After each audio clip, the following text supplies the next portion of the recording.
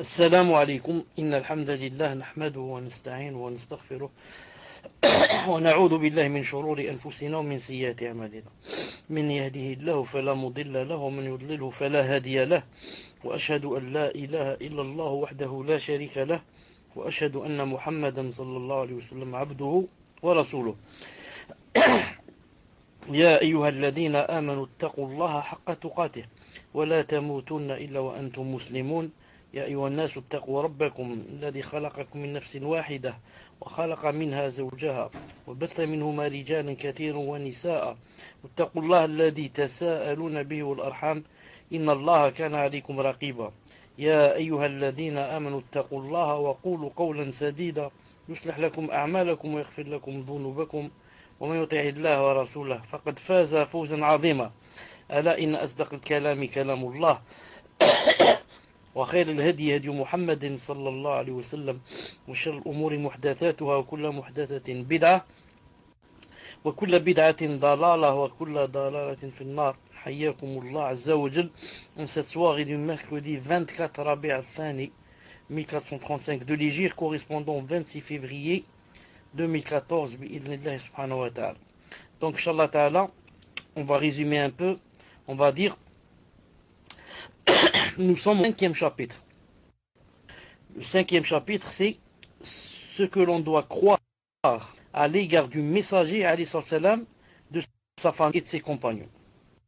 Ce 5e chapitre contient des sous-chapitres. Premier sous-chapitre, l'obligation d'aimer le messager, alayhi salam, et de l'honorer, l'interdiction d'exagérer dans son éloge et la mise en évidence de son statut. Donc il y a trois choses. L'obligation de l'aimer, l'interdiction d'exagérer dans son éloge et la mise en évidence de son statut.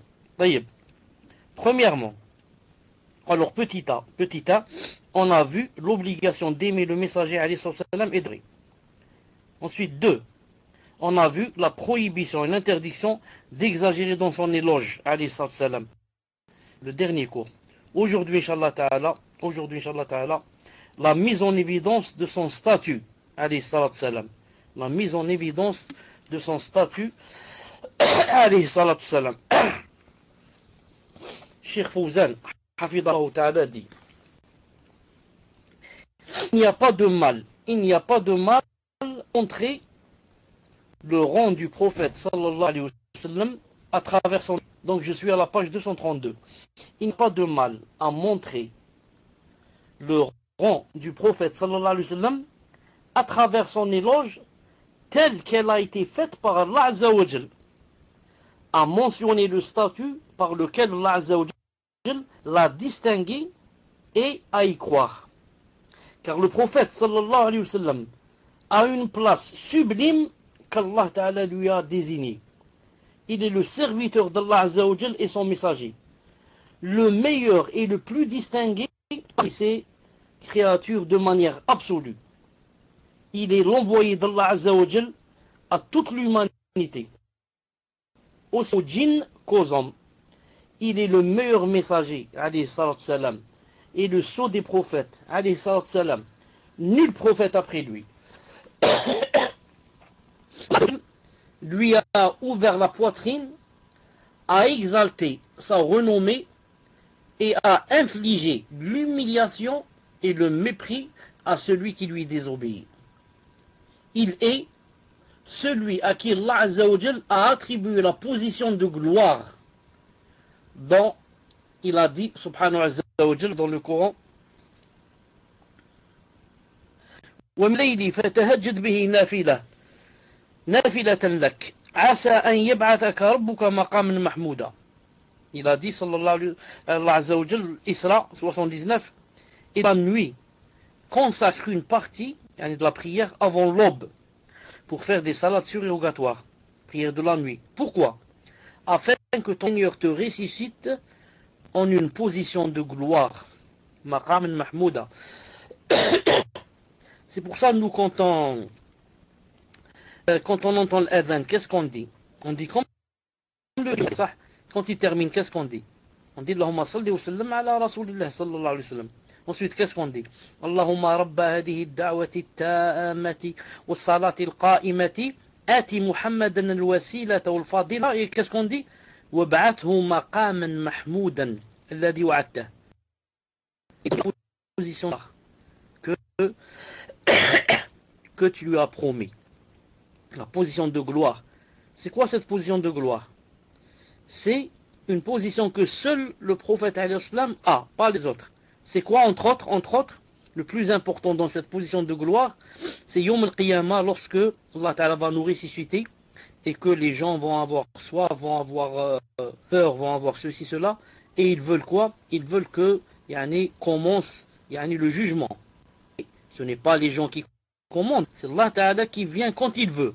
Alors là, ils vont dire, et allez voir Adam alayhi salam, peut-être qu'il peut intercéder pour que Allah Ta'ala vienne nous juger. Et ils vont aller voir Adam alayhi salam, il va les envoyer vers qui? Vers Nuh alayhi salam. Adam va dire, j'ai mangé de l'arbre, et on va voir Nuh. Nuh va dire, moi j'avais une da'wa, je l'ai dite. Ensuite ils vont voir, ils les envoyer vers Ibrahim alayhi salam. Il leur dit, moi j'ai menti 3 mensonges. Ibrahim alayhi salam va les envoyer vers c'est qui le 4e? Vers Isa alayhi salam. Isa alayhi salam va citer de quoi? De péché, et va les envoyer vers Muhammad alayhi salam. Donc qui a cette position de gloire et qui va intercéder pour que vienne Allah subhanahu wa ta'ala pour le jugement. Et ensuite, il va intercéder pour certains gens qui n'allaient pas rentrer au paradis directement pour qu'ils rentrent, et d'autres qui sont rentrés en enfer pour qu'ils sortent. Et il va intercéder pour que les gens rentrent au paradis, et comme ça. C'est ça la position de gloire. Donc je répète le verset. Allah Ta'ala lui a dit, et de la nuit, consacre une partie avant l'aube pour la prière de la nuit, afin que ton Seigneur te reste en une position de gloire avec moi. Allah Ta'ala lui dit, tu veux que je te ressuscite et je te donne la position de gloire. Mais attention, ce n'est pas en dormant. Il faut faire quelque chose. Il y a toujours les sabab. Qu'est-ce que tu fais? N'oublie pas de consacrer une partie de la nuit à prier. Subhanallah al-Azim. Ça, une chose. Lorsque le prophète sallallahu alayhi wa sallam a dit dans un hadith authentique, a dit que vous verrez Allah subhanahu wa ta'ala yawm al-qiyamah. Vous le verrez. Ensuite, qu'est-ce qu'il a dit dans un hadith authentique?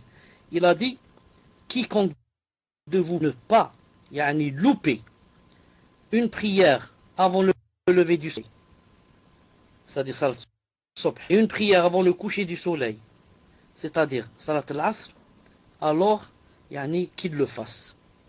Regardez, il a dit, vous allez voir votre Seigneur yawm al-qiyamah. Il a parlé de la salat. Il a dit, celui qui peut ne pas louper ces 2 salats, qu'il insiste pour ne pas les louper. Donc même quand il a dit que Allah Ta'ala, il a dit aussi quoi? Il a annexé le fait de le voir, la vision, il l'a annexé avec quoi? La salat. Il a dit, ne loupez pas surtout les 2 salats. Ici c'est la même chose.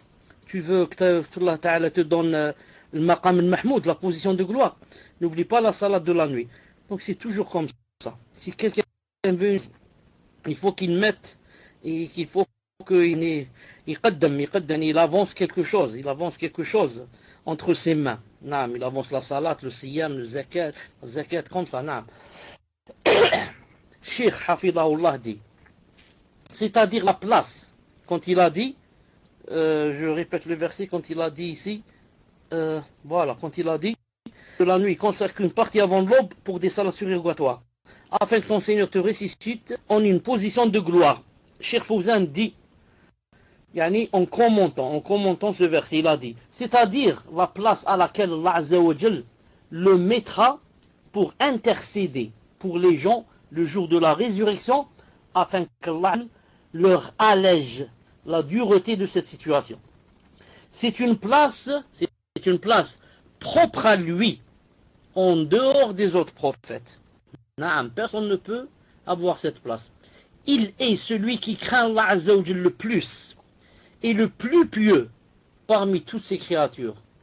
Sallallahu alayhi wa sallam. Allah a dit de lever la voix en sa présence et a fait l'éloge l'éloge de ceux qui baissent leur voix chez lui. Sallallahu alayhi wa sallam. Lorsque Allah Ta'ala a dit Ya ayyuhalladhina amanu la tarfa'u aswatakum fawqa sawti an-nabi wa tajharu lahu bil qawl kajahri ba'dikum li ba'd an tahbata a'malukum wa antum la tash'urun. Ô vous qui avez cru, n'élevez pas vous au-dessus de la voix du prophète sallallahu alayhi wa sallam et ne haussez pas le ton en lui parlant comme vous le haussez les uns avec les autres, sinon vos œuvres deviendraient vaines sans que vous honte.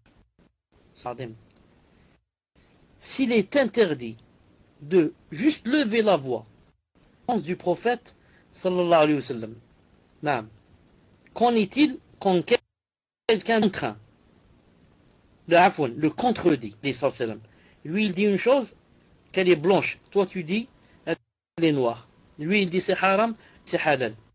Ça c'est aussi dans le fait d'avoir élevé ta voix au-dessus de sa voix. C'est grave encore. C'est plus, tu as élevé, vraiment dans une chose grave. Lui il a dit une chose, elle est ainsi, toi tu as dit non, elle est comme ça. Ça aussi ça rentre et c'est plus grave que le simple d'élever sa voix quand tu parles avec lui. Ensuite Allah subhanahu wa ta'ala a dit Inna alladhina yaghudduna aswatahum 'inda rasulillah ulaika imtahana Allahu qulubahum lit-taqwa lahum maghfiratun wa ajrun 'azim. Ceux qui auprès du messager alayhi salatu salam, auprès du messager d'Allah baissent leur voix sont ceux dont Allah azza wa jalla a éprouvé les cœurs pour la piété. Ils auront un pardon et une énorme récompense. Allahu Akbar. Juste pour ne pas lever la voix. Naam. Ensuite, il a dit Azza wa Jal Inna alladhina yunadunaka min hujurat aktharuhum la ya'qilun. Ceux qui t'appellent à haute voix de derrière, la plupart d'entre eux ne raisonnent pas. Il a dit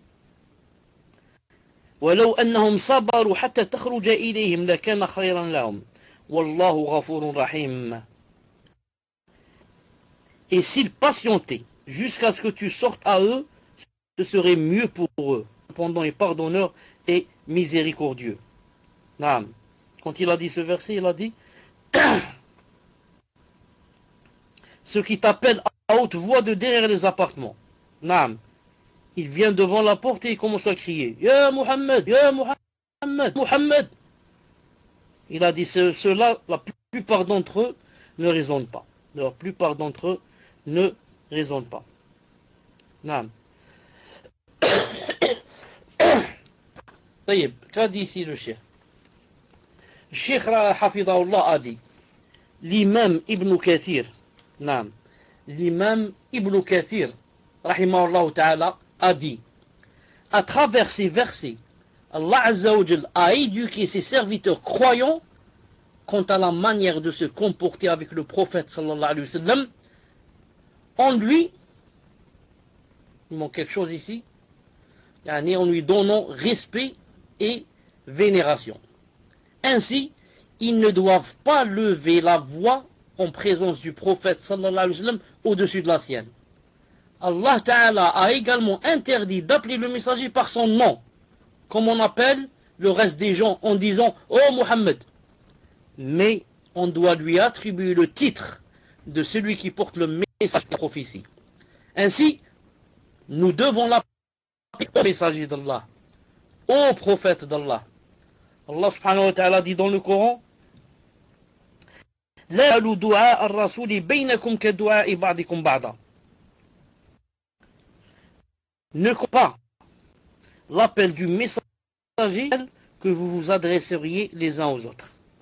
Attention, ne considérez pas son appel, lorsque vous voulez l'appeler, quand vous appelez quelqu'un qui n'est pas prophète. Attention, il a dit Allah subhanahu wa ta'ala. Allah ta'ala, lui-même, l'appelait au prophète, au message d'Allah subhanahu wa ta'ala, qu'il a créé. L'appelait au prophète, au messager. lui et ses anges ont prié sur lui. Et il a ordonné à ses serviteurs de prier sur lui et de lui adresser leurs salutations. Allah Azza wa Jalla a dit Inna Allah wa malaikatahu yusalluna ala an-nabi. Ya ayyuha amanu sallu alayhi wa sallimu. 56. Azab 56. Certes, Allah et ses anges prient au prophète sallallahu alayhi wa sallam. Ô vous qui croyez sur lui et adressez-lui vos salutations. Le cheikh, il ne faut pas consacrer un temps particulier ni une façon déterminée pour le louer. Selon une preuve authentique émanant du Coran et de la Sunna. Ça veut dire que quand Allah Ta'ala t'a demandé, t'as d'abord informé que lui-même Azza wa Jal et ses anges, le prophète sallallahu alayhi wa sallam, et toi aussi donc, prie sur lui sallallahu alayhi wa sallam. Ensuite le cheikh ici. Mais je ne veux pas dire que tu vas bid'a. C'est-à-dire pas tu vas, qu'est-ce qu'il a dit ici? Tu vas consacrer un temps particulier. Tu vas dire aujourd'hui, chaque mercredi après l'Asr, je prie sur lui. Notre personne va dire, donc, moi, après Salat Allah, je vais prier sur lui 50 fois. Et comme ça. Taïb, vous m'entendez pas, je Inch'Allah. On va voir. Salam alaikum. Vous me dites maintenant s'il y a aussi des coupures ou pas. Je disais, lorsque Allah subhanahu wa ta'ala nous a enjoint de prier sur le prophète sallallahu alayhi wa sallam, ça ne veut pas dire que, on va faire des bid'a. Comment on va faire des bid'a par exemple? Par exemple, quand on va consacrer un temps particulier pour faire la prière sur lui, sallallahu alayhi wa sallam. Par exemple, je vais dire, Aya, maintenant à partir d'aujourd'hui, chaque mercredi, après Salat al-Asr, je prie sur lui 50 fois. Une autre personne va dire, chaque jeudi, après Salat al-Dhuhr, je prie sur lui 60 fois, ou la 100 fois, et comme ça. Ça, tu es rentré dans la bid'a. Pourquoi? Car tu as consacré un temps particulier, alors que Allah Ta'ala ne t'a pas. C'est toi qui as inventé un temps pour faire la prière sur le prophète sallallahu alayhi wa sallam. Alors que c'est pas comme ça. Là, tu pries sur lui, ou bien quand tu entends son nom, ou bien comme ça, en général, sans consacrer un temps particulier. Et ça rentre aussi dans la bid'a de faire sur lui la salat, de prier sur lui, alayhi salam, si quelqu'un, par exemple, va l'ajouter, par exemple, dans un endroit où il n'y a pas. Comme, par exemple, quelqu'un qui va faire le tashahhud, il va dire Shahadun la ilaha illallah wa shahadun Muhammadan abduhu wa rasuluhu. Il va ajouter par exemple sallallahu alayhi wa sallam.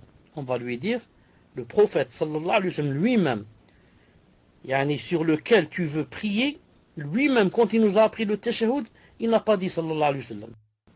Ou bien par exemple quelqu'un va l'ajouter dans le adhan. Allahu Akbar, shahadun la ilaha illallah, shahadun. Ensuite, shahadun Muhammadan Rasulullah, sallallahu alayhi wa sallam.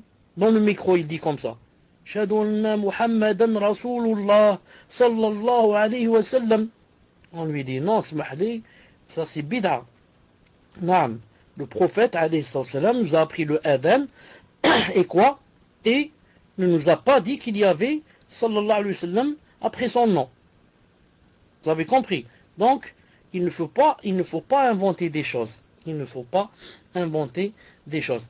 Et bien sûr, certaines personnes, par exemple, ils peuvent te dire, les mubtadi'a, bien sûr, ils peuvent te dire, regarde, ceux-là n'aiment pas le prophète sallam. Pourquoi on ne l'aime pas? Ils ne veulent pas prier sur lui. Quand ils font adhan, par exemple, ils ne veulent pas prier sur lui. Et comme ça. Alors que ce sont eux, les mubtadi'a. Ensuite, il y a une chose aussi que j'ai remarqué par exemple, et sûrement que, je ne sais pas si vous l'avez remarqué, parce que vous ne parlez pas arabe, donc ça, il y a surtout chez ceux qui parlent arabe. J'ai remarqué que, par exemple, même ailleurs, quand par exemple deux personnes se disputent, ou là ils sont juste en train de parler. Maintenant, une personne qui veut faire taire l'autre personne, Elle lui dit Salli anbi. Naam. Salli anbi. Salli anbi. Naam. Et pour qu'elle parle. Ou bien, ils sont en train de discuter, et pour les calmer, ils disent Sallu an-nabi. Sallu an-nabi. Allez, sallu an-nabi. Et ce sont beaucoup les Égyptiens qui disent ça. Allez, salli anbi. Salli an-nabi. Al-Muhim. La prière du prophète, c'est une adoration. Je la fais pour adorer Allah subhanahu wa ta'ala. Il m'a dit de prier sur lui, et non pas pour faire taire quelqu'un, ni pour séparer deux personnes qui sont en train de se disputer, ni pour autre chose. Vous avez compris? Al-Muhim. Il a dit, cependant, donc écoutez bien, cependant, il ne faut consacrer, c'est-à-dire il ne faut pas un temps particulier, ni une façon déterminée pour le louer, sauf si on a une preuve authentique émanant du Coran et de la Sunna, qui dit par exemple, comme le hadith authentique, qui dit, si vous entendez le mot adhin, si vous entendez celui qui appelle à la prière, dites comme ce qu'il dit. Et quand il termine, priez sur moi. Là, le prophète, si je prie sur lui après l'adhan, je prie avec un texte. J'ai un hadith authentique qui m'a dit de prier ici, après l'adhan. Par contre, si je prie à l'intérieur du adhan, ou bien dans le tashahhud, ou bien à la fin de la salat, ou bien, non. Ça veut dire que j'ai inventé des choses à la fin de la salat, c'est-à-dire, par exemple, quand je dis, et à la fin, je dis, par exemple, inni a'udhuka min adab jahannam, ou min fitnat mahul mamat, ou min sharri fitnat masih ad-dajjal. Ensuite, je dis, par exemple, Allahumma salli ala Muhammad. Là, ça devient bid'a. Là, ça devient bid'a. J'ai consacré un endroit particulier pour le louer sans avoir une preuve, ni du Coran, ni de la Sunna. Est-ce qu'il y a toujours des coupures? Est-ce qu'il y a toujours des coupures? Ensuite, Cheikh Hafidahullah dit, la vénération de la Sunna du prophète, sallallahu alayhi wa sallam, croire à l'obligation de sa mise en pratique, et au fait qu'elle vient en seconde place le Coran dans la vénération et l'application, font partie du respect du prophète sallallahu alayhi wa sallam. Ceci parce que la révélation, parce que la sunna est une révélation de la part d'Allah Azza wa Jal. Allah Ta'ala dit dans le Coran, وَمَا يَنْتِقُ عَنِ الْهَوَى وَمَا يَنْتِقُ عَنِ الْهَوَى. Il ne prononce rien sous l'effet de la passion. Le prophète alayhi salam ne prononce rien sous l'effet de la passion. إِنْ هُوَ إِلَّا وَحْيٌ يُوحَى. Ce n'est quoi? Ce n'est rien d'autre qu'une révélation inspirée. Donc, il n'est guère permis de la mettre en cause, la sunna, ni de diminuer de son importance, ni d'aborder l'authenticité ou la non-fiabilité de ces chaînes de transmission et explication de ces termes, si ce n'est avec science et prudence. Science et prudence. Ce n'est pas comme ça facilement, quelqu'un va dire, voilà, ce hadith est daïf. Ce hadith est comme ça, sans science ni rien. Écoutez ce que dit le cheikh, c'est avec quoi on va terminer. Hafidahullah ta'ala, il a dit, or, beaucoup d'ignorants de nos jours fouinent dans la sunna, et principalement certains jeunes, qui ne sont que dans les premières étapes de l'apprentissage. Ils se permettent de rendre authentiques ou bien faibles certains hadiths et de discréditer les rapporteurs du hadith sans connaissance. C'est la lecture des livres. Le cheikh dit, cela constitue un grand danger pour eux et pour toute la communauté. Par conséquent, ils doivent craindre Allah Azza wa Jal et s'en tenir à leurs limites. Naam. Comme une fois, quelqu'un, je l'ai entendu dans un vidéo, plutôt dans une vidéo, il parlait comme ça de la science, etc., le hadith, etc. Il a dit, quand quelqu'un une fois, un jeune, il a dit peut-être 16 ans, peut-être 17 ans, et de surcroît, Ce jeune venait juste de faire la tauba. Peut-être une année, peut-être deux, peut-être trois. Non. Vraiment un débutant dans Talib. Il a dit, on lui a dit alors, la baisse, tu demandes la science. Il a dit, naam. Ensuite, ils sont arrivés au Cheikh Al-Albani, rahmallah. Il lui a dit, est-ce que tu profites des livres de Cheikh Al-Albani? Qu'est-ce qu'il a dit, ce jeune? Il a dit, non, Cheikh Al-Albani, mutasahil fi tad'if ou fi tasihih. Il a dit, non, Cheikh Al-Albani, c'est quelqu'un qui facilite les choses. Vite il dit hadith da'if, ou bien vite il dit hadith sahih. Je ne sais pas exactement ce qu'il a dit. Comme ça, tu dis, toi, Naam, tu as 16 ou 17 ans, peut-être tu n'as pas encore changé la dent de lait ou les dents de lait, et ensuite 2 ou 3 ans dans la tauba, tu parles de quelqu'un qui s'est enfermé une fois dans une bibliothèque, comment ça s'appelle, il est resté 40 ans enfermé, en train de lire des livres, ensuite il a commencé à faire celui à hadith sahih, hadith da'if, et à corriger les sunan, etc. Tu dis de lui comme ça, une montagne de science, tu n'as pas honte, C'est pour ça que dans le livre qui s'appelle Hilyatu Talib al-Ilm, qu'a expliqué et commenté Cheikh Bakr Abou Zaid, rahimallahu ta'ala, qu'est-ce qu'il a dit à l'intérieur? Et bien sûr, revu par Cheikh Ben Uthaymin, rahimallahu, expliqué aussi par Cheikh Ben Uthaymin, rahimallahu.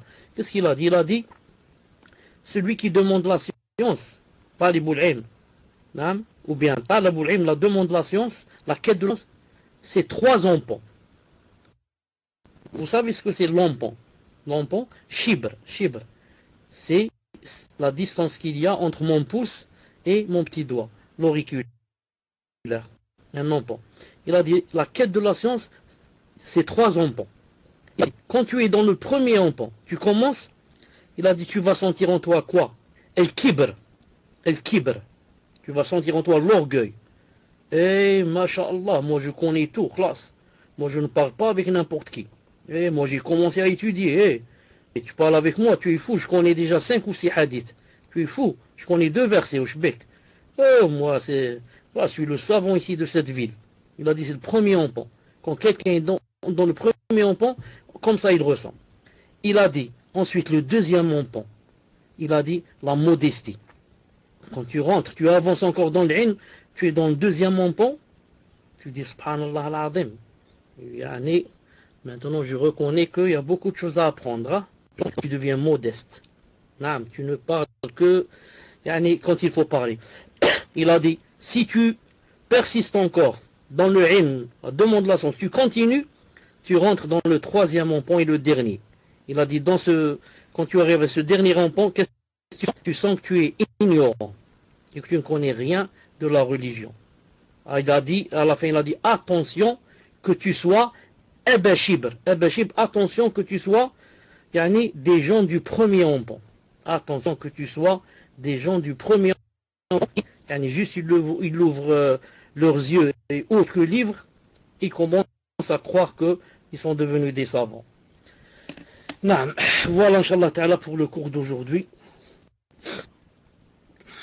Beaucoup, beaucoup. C'est dommage. Beaucoup de frères. Aujourd'hui, je parlais avec quelqu'un. J'étais en voiture, je voyais quelqu'un marcher avec moi, je connais pas Alger. Je l'ai vu avec le qamis, masha'Allah, la barbe. Il était pas loin de moi, sur le trottoir, et moi, l'encombrement, donc je marchais mètre par mètre. De la vitre, je lui ai dit salam alaikum, il m'a dit salam. Je lui ai dit, monte, je t'emmène au moins quelque part. Il est monté, on a commencé à parler. Et on a parlé de ça, je lui ai dit, maintenant, la plupart des shabab, la plupart des frères, j'ai pas parlé de sœurs, j'ai dit, ils ne demandent pas la science. Je leur dis, ils sont tous, la plupart, dans le commerce. Il m'a dit, Allah al-Musta'an, moi je suis commerçant. Allahu Akbar. Il m'a dit, moi je suis commerçant. Il m'a dit, mais alhamdoulilah, j'assiste à 2 cours chez Cheikh Azdin et Cheikh X. Je lui ai dit, ça c'est bien, mais wallah que ça suffit pas. Si tu crois 2 cours comme ça te suffit de dire alhamdoulilah, je suis talibou ilm, tu te trompes beaucoup. Si tu ne prends pas des livres et que tu ne ne peux pas lire un livre qui a par exemple 10 ou 15 tomes. C'est ça, comme Fath al-Bari. Combien de tomes? 14 tomes à peu près ou 13. Tu ne peux pas lire un livre comme Fath al-Bari du début jusqu'à la fin. En quoi? En prenant des notes. Avec des cahiers devant toi. Et tu prends des notes. Stylo rouge, stylo bleu, stylo vert. Les titres, telle page. Et tu notes. Tu ne peux pas lire des livres qui contiennent comme ça des tomes. 4 tomes. Du début jusqu'à la fin. Tu n'es pas encore un vrai talibou ilm. Non, je te donne une règle. Tu ne peux pas lire un livre qui contient des tomes du début jusqu'à la fin. Tu n'es pas un talibou ilm. Ou alors tu es vraiment un débutant dans talibou ilm. Qu'Allah Ta'ala nous aide à la porte de talibou ilm pour son visage Azza wa Jal. تفضل. سبحانك اللهم وبحمدك أشهد أن لا إله إلا أنت أستغفرك وأتوب إليك. السلام ورحمة الله وبركاته.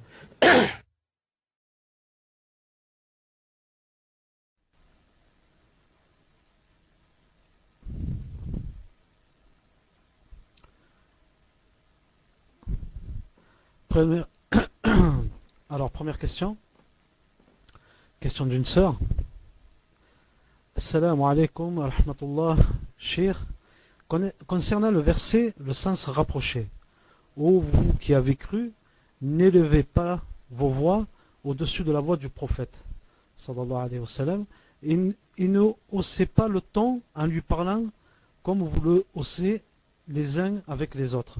Sinon vos œuvres deviendraient vaines sans que vous vous en rendiez compte.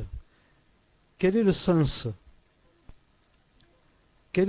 de sinon vos œuvres deviendraient vaines? Cela s'applique-t-il aussi pour nous lorsque l'on entend un hadith récité et que l'on parle à haute voix? Jazakallahu khair. Tafadal Cheikh.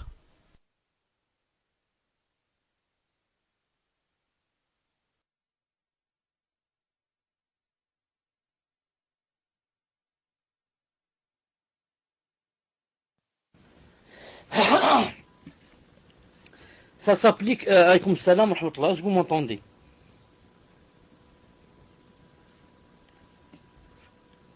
Naam, est-ce que vous m'entendez? Alhamdulillah. Ça, quand quelqu'un par exemple nous dit, le prophète alayhi salam a dit telle chose, et toi, yani, tu dis non, X a dit telle chose.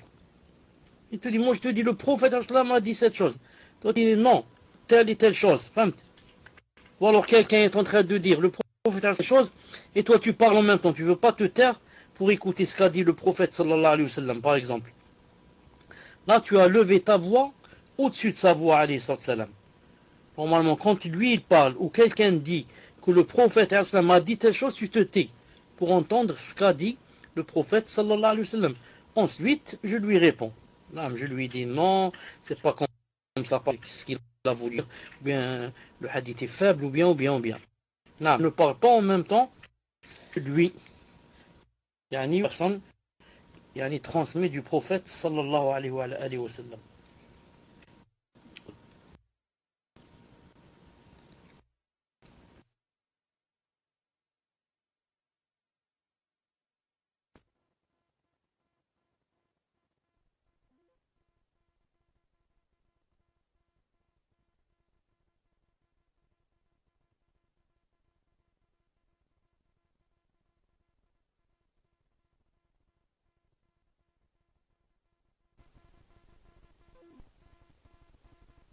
Là, vous m'entendez?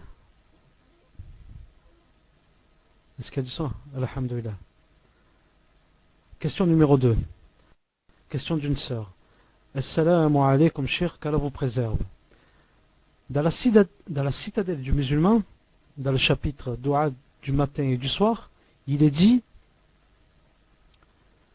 je vous affiche en arabe la Dua, il est dit, Dua numéro 98, celui qui prie sur le prophète alayhi salatu wassalam à 10 reprises bénéficiera de son intercession au jour de la résurrection.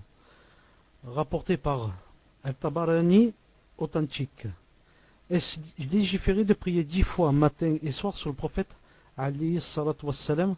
Barakallahu fikum, de nous éclairer. Tafadal Cheikh.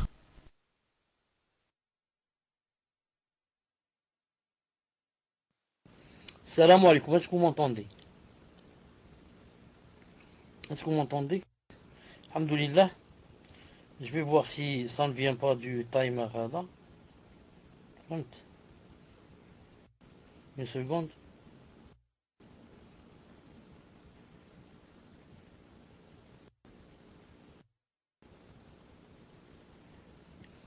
Taïeb, maintenant est-ce que vous m'entendez?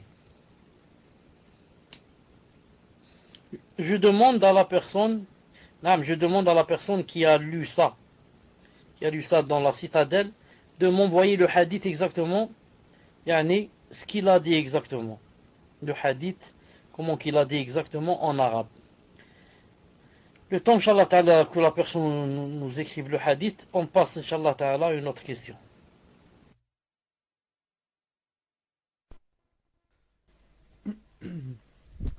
Troisième question. Cher, c'est une question sur Baylux. Question d'une sœur.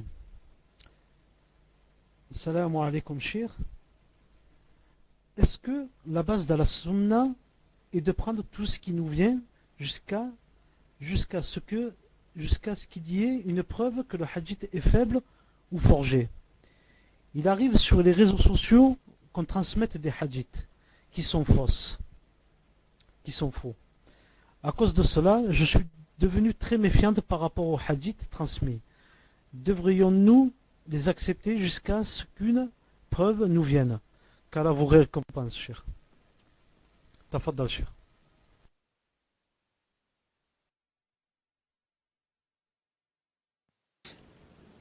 C'est le contraire, justement.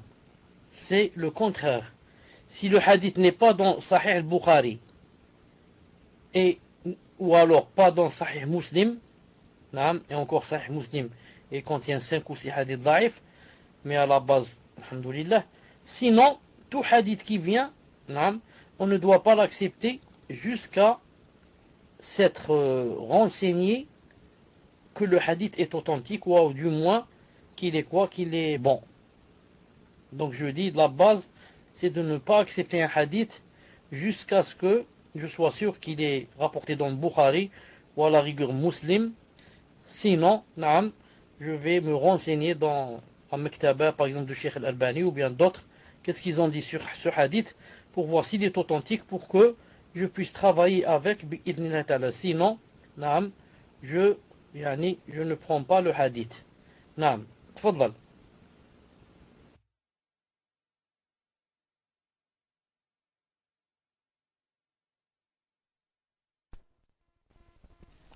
Question suivante, question d'un frère. Assalamu alaykum, cher. Barakallahu fikum pour le cours. Vous avez dit que le muezzin prie sur le prophète sallallahu alayhi wa sallam pendant l'Adhan. Alors ceci est une bid'a. Mais qu'en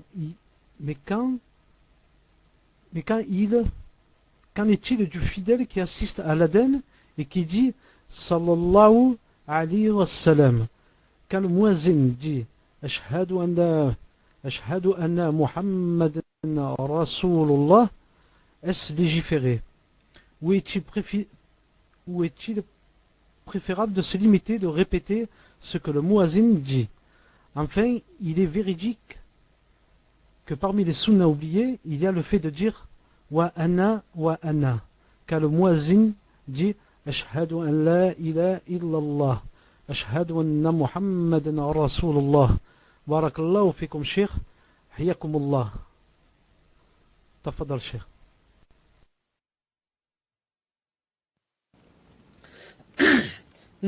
On doit se suffire à ce qu'il y a dans la sunna.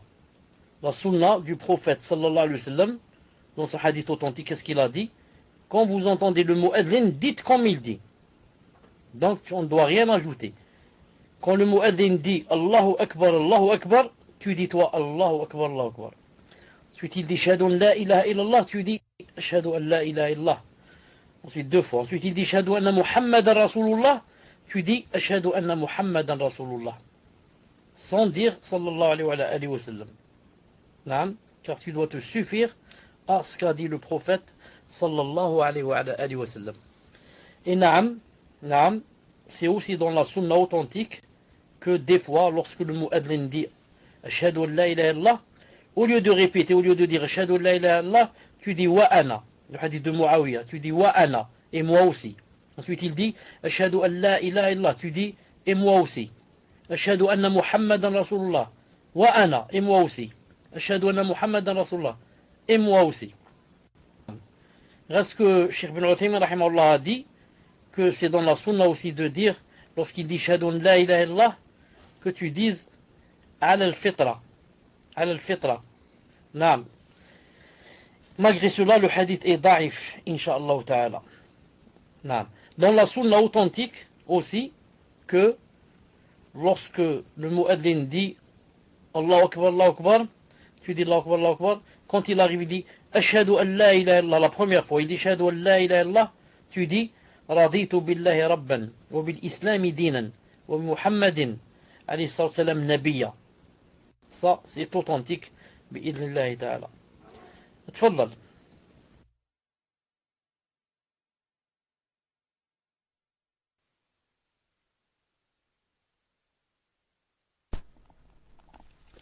Alors, Cheikh, on a reçu une précision par rapport à la question de la dua. Et la personne dit, je l'ai envoyé tel qu'il est écrit dans mon livre en français. Seule la dua est en arabe. Je vous affiche ce qui était envoyé.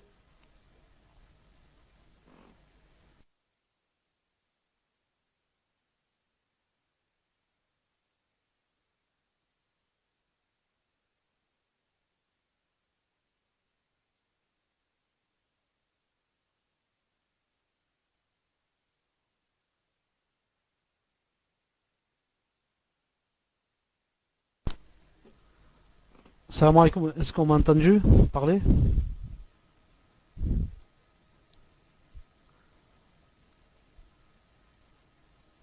Alors, Chir, je ne sais pas si vous m'avez entendu. Je disais en fait que il y a une précision de la sœur par rapport à la question sur la dua. Et elle disait qu'elle l'a envoyé tel qu'il est écrit dans son livre en français. Seule la dua est en arabe. Tafadal, Chir.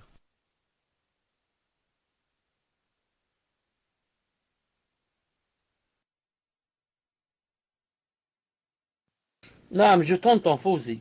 Vous m'entendez? Une seconde, je suis en train de chercher. Je suis en train de chercher le hadith pour être sûr qu'il n'a pas ajouté un moment spécial ou bien qu'il a dit 10 fois et que la personne, il est possible que le hadith dise que prie sur moi, Allah Ta'ala prie sur lui 10 fois et que l'autre ait compris par exemple qu'il faut prier sur moi 10 fois. C'est pour ça que je voudrais être sûr, je cherche quelques instants, Inch'Allah Ta'ala. Et je vais mettre pause.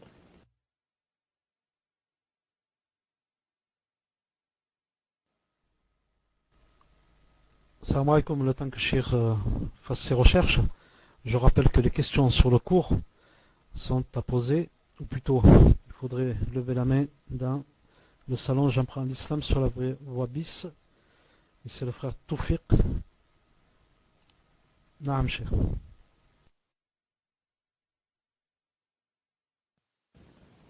Je viens d'avoir le livre, il est là entre mes mains. Est-ce que c'est possible de me dire c'est dans quel chapitre? Dans quel chapitre? Et entre parenthèses, il est possible qu'il y ait une déconnexion, donc il ne faut pas s'étonner parce que j'entends dehors le tonnerre, etc. En principe, quand c'est comme ça, il n'y a plus d'électricité, donc il ne faut pas s'étonner. Non.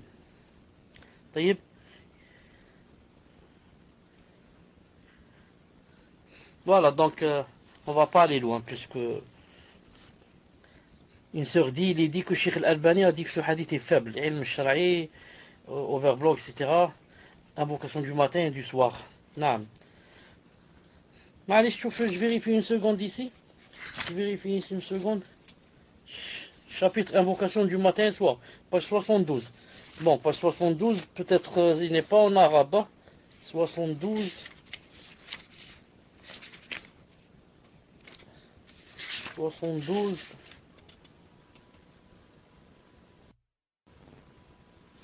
Non, moi je l'ai pas en 72.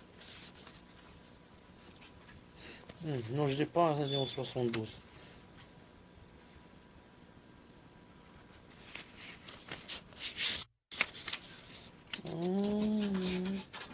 Chut.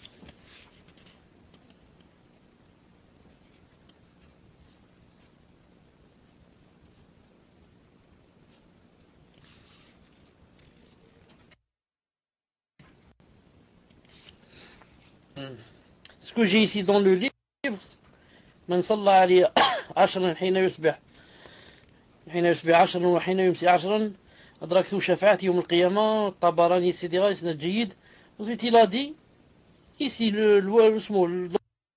regarde Sahih Targhib ou Tarhib de Sheikh Al-Albani. Donc d'après lui, d'après celui qui a Al-Qahtani, que Al-Albani a authentifié ce hadith d'après lui. C'est pour cela que ça demande vérification. Maintenant je vais voir dans Sahih Targhib. Une seconde, je vais voir dans Sahih Targhib.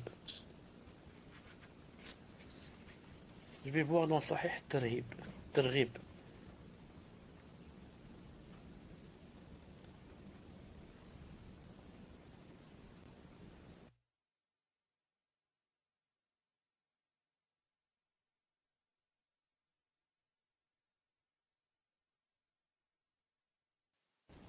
Salam alaikum, est-ce que vous m'entendez? Est-ce que vous m'entendez?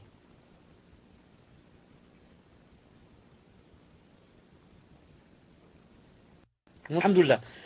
Donc j'ai trouvé que ce hadith,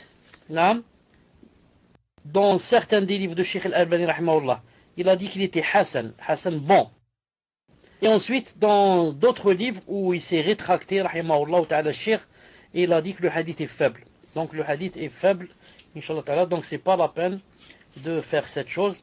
On a, alhamdulillah, moi, je l'ai jamais fait cette chose. C'est-à-dire, 10 fois, je l'ai jamais fait. C'est pour ça que ça a poussé ma curiosité à aller chercher comment se fait-il qu'il y a un hadith sahih qui...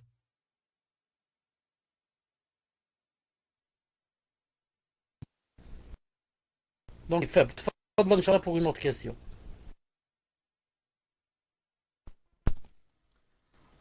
Barakallahu fikum, cher. Question suivante. Question d'un frère. Est-ce que le son est toujours bon? Alhamdulillah. Assalamu alaikum, cher. Qu'Allah vous ennoblisse, cher. Est-ce que le fait de ne pas éternuer est une preuve de baisse de la foi? Ou cela n'a aucun rapport, aucun lien? Barakallahu fikum, cher. Tafadal, cher.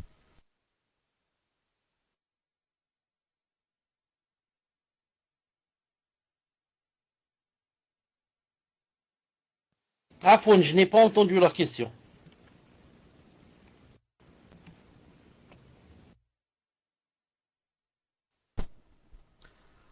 Naam, je répète. Qu'Allah vous ennoblisse, cher. Est-ce que le fait de ne pas éternuer est une preuve de baisse de la foi? Ou cela n'a aucun rapport ou aucun lien? Barakallahu fikum, cher. Tafaddal. Cela n'a aucun rapport et aucun lien. Cela n'a aucun rapport et aucun lien. Le hadith du prophète sallallahu alayhi wa sallam a montré que ce n'était pas bien de bâiller et qu'il fallait au maximum se retenir si on pouvait, sinon mettre sa main pour empêcher le shaitan de rentrer. Et il a dit que Allah Ta'ala aimait l'éternuement. C'est-à-dire que c'est un bon signe comme quoi on n'est pas paresseux. Bâiller, c'est paresseux. Éternuer, c'est nachet. Mais ça ne veut pas dire que celui qui n'éternue pas, que sa fesse, sa foi est basse, ni que celui qui éternue, que sa foi est mieux. Si c'est, ni quand il fait froid, on va enlever nos vêtements, on va rester torse nu, nous les hommes, on va tous avoir attrapé un froid, on va pas s'arrêter d'éternuer, on va dire Masha'Allah. Il n'y a pas comme nous qui à la fois comme nous cette semaine. Alhamdulillah. Tfaddal.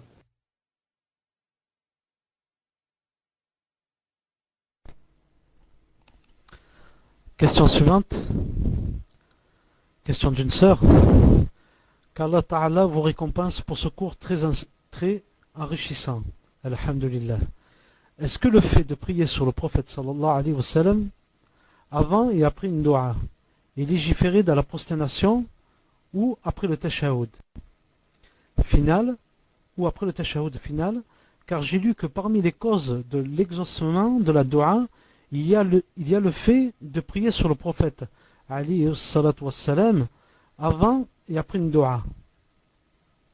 Jazakumullahu khairan. Tafadal Cheikh.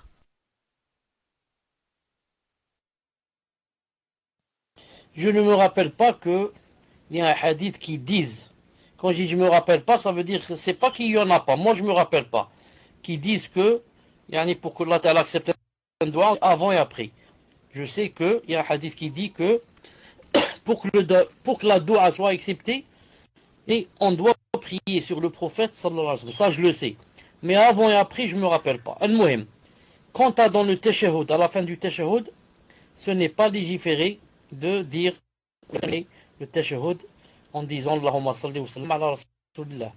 Parce que tu l'as déjà fait. Tu as dit Allahumma salli ala Muhammad wa ala ali Muhammad. Kama sallayta ala Ibrahim wa ala ali Ibrahim, innaka hamidun majid. Pour ceux qui disent innaka hamidun majid. Allahumma barik ala Muhammad wa ala ali Muhammad. Donc c'est pas la peine de réajouter Allahumma salli à la fin. Al-Muhim. Quant à dans la prosternation, j'ai demandé une fois un homme de science. Je lui ai dit, est-ce qu'il y a un hadith qui dit que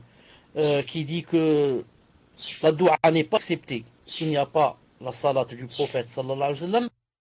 En fait, puisque le meilleur moment où on doit poser des doigts, c'est le sujoud, c'est la prosternation. Alors comment je fais?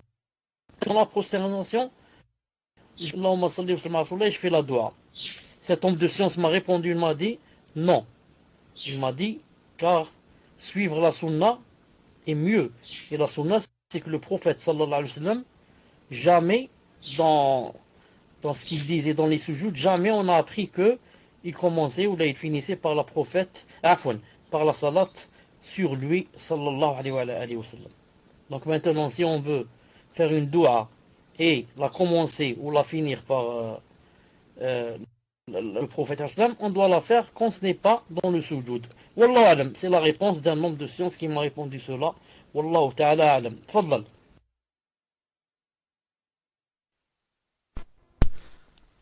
Barakallahu fikum Cheikh. Question suivante, question d'une sœur. Salam alaykum Cheikh. Les prophètes sont-ils dans leur tombe à prier, comme l'a fait Moïse, ou sont-ils dans les cieux?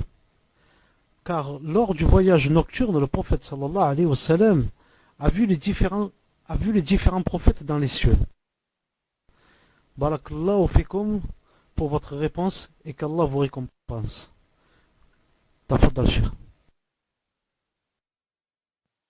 Amin. À cette réponse, ou à cette question a répondu l'imam Malik rahimahullah. Et ensuite, Cheikh l'Islam Ibn Taymiyyah alayhi rahmatullah. Vous savez qu'il y a un hadith authentique qui dit que le croyant, quand il meurt, Allah Ta'ala prend son âme et la met dans quoi? Dans un volatile. Un volatile, c'est un oiseau qui vole. Un volatile qui est dans le paradis, on peut manger, il a dit, des arbres du paradis. Si c'est un martyr, il a dit qu'Allah Ta'ala va mettre son âme dans un volatile vert, de couleur verte, il a ajouté verte, et il a dit que ces volatiles à la fin allaient sous le trône, où il y a des lampadaires. Al-Muhim. Donc ce hadith a bien montré que le croyant, quand il meurt, son âme sera où? Dans le paradis, son âme, dans un oiseau. En même temps, le prophète sallallahu alayhi wa sallam m'a dit quoi? Dans un hadith authentique, Sahih al-Jami' Cheikh al-Albani rahimahullah, il a dit Al-mu'minuna fi quburihim, les croyants sont dans leur tombe en train de prier. Et le prophète, quand il a fait Isra al-Mi'raj, il a dit, je suis passé devant la tombe de Moussa alayhi salam, je l'ai vu dans sa tombe en train de prier. Taïb.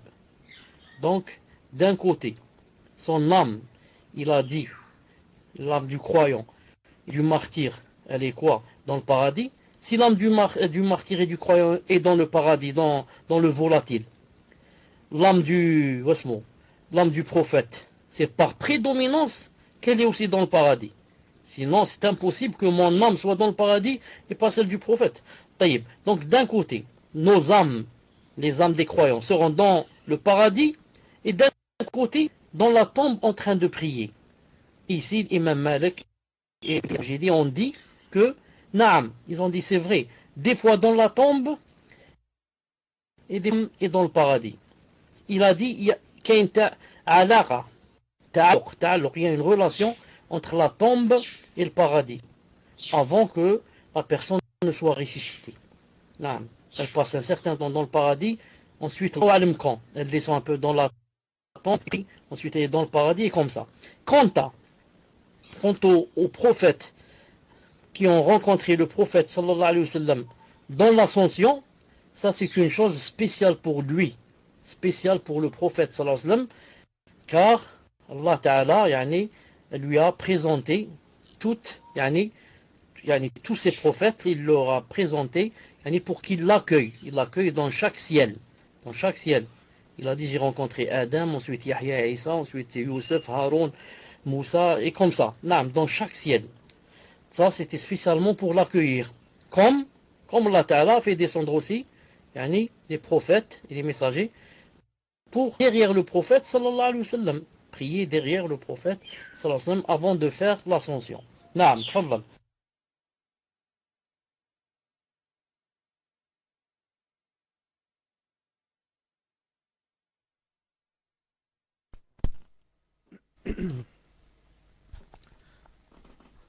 Question suivante, question d'une sœur. Est-ce que vous m'entendez? Est-ce qu'il y a du son?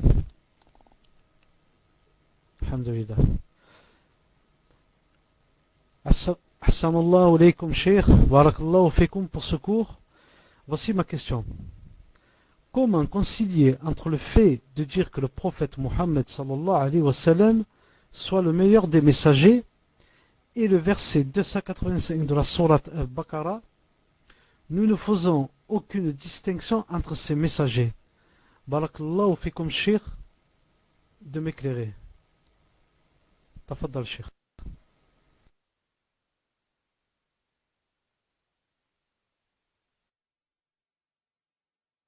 Naam, je vais vous sortir le verset une seconde. Le verset une seconde, là.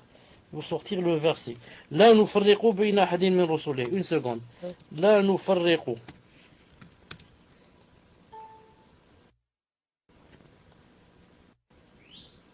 نعم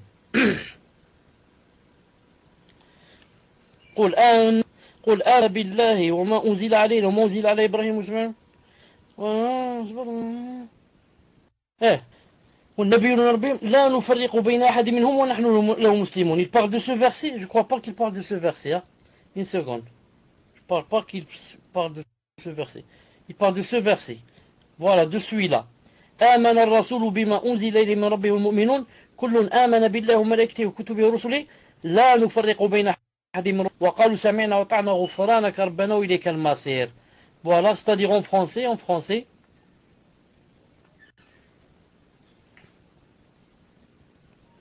Le messager a cru, on sera fait descendre vers lui, venant son Seigneur, et aussi les croyants. Tous ont cru en Allah, ses anges, ses livres, ses messagers, en disant, nous ne faisons aucune distinction entre ces messagers. Donc, la personne a dit, comment est-il d'un côté Allah Ta'ala dit que nous ne faisons aucune distinction entre ces messagers, et de l'autre que le prophète est la meilleure créature, le meilleur des prophètes. La réponse très claire. Nous ne faisons aucune distinction dans le fait de croire en tous ces messagers. On fait Yahoud et les chrétiens qui disent on croit seulement en Jésus ou bien on croit seulement en Moussa. On ne croit pas en les autres. Nous, on ne fait aucune distinction. On croit en tous les messagers. Mais cela n'empêche pas que Mohammed n'empêche pas qu'il y ait 5 meilleurs. 5, il y ait Mohammed qui soit le meilleur. Voilà, Inch'Allah Ta'ala, la réponse.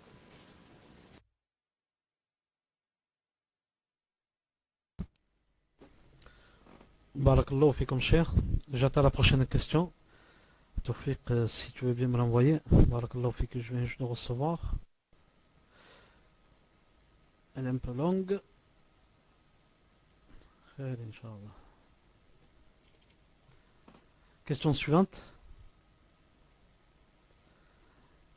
Question d'une sœur.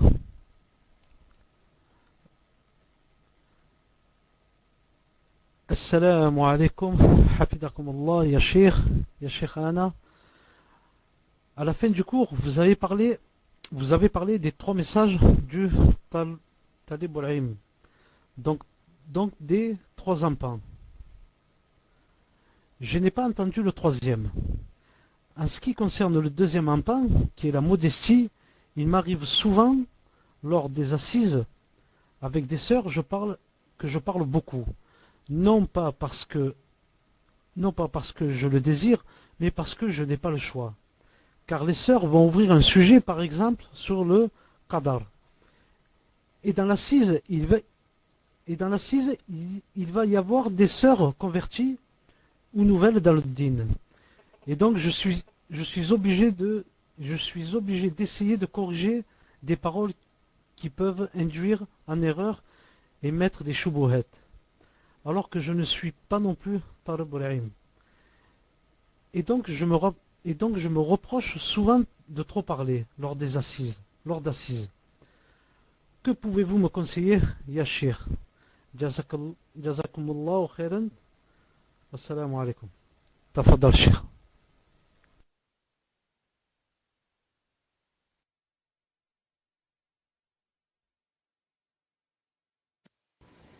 J'avais dit qu'il y avait 3 empans.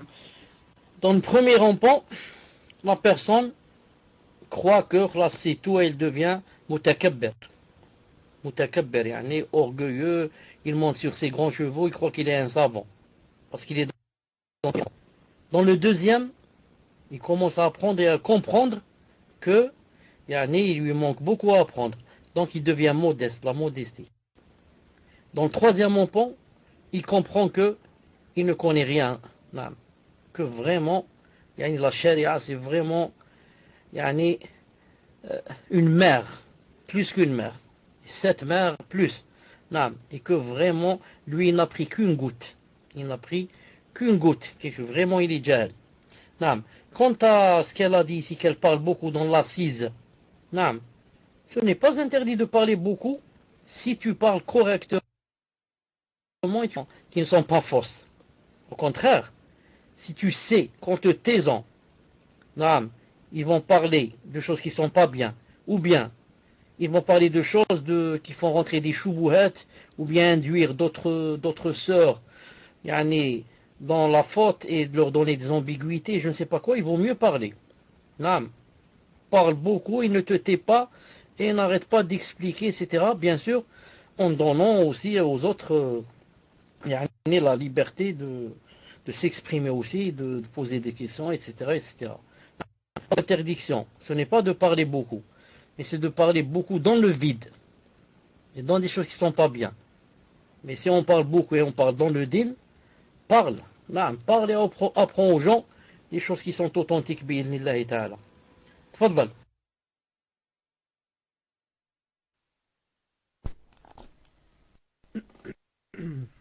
Barakallahu fikum Sheikh. Question suivante. Question d'une sœur. J'espère qu'il y a toujours du son.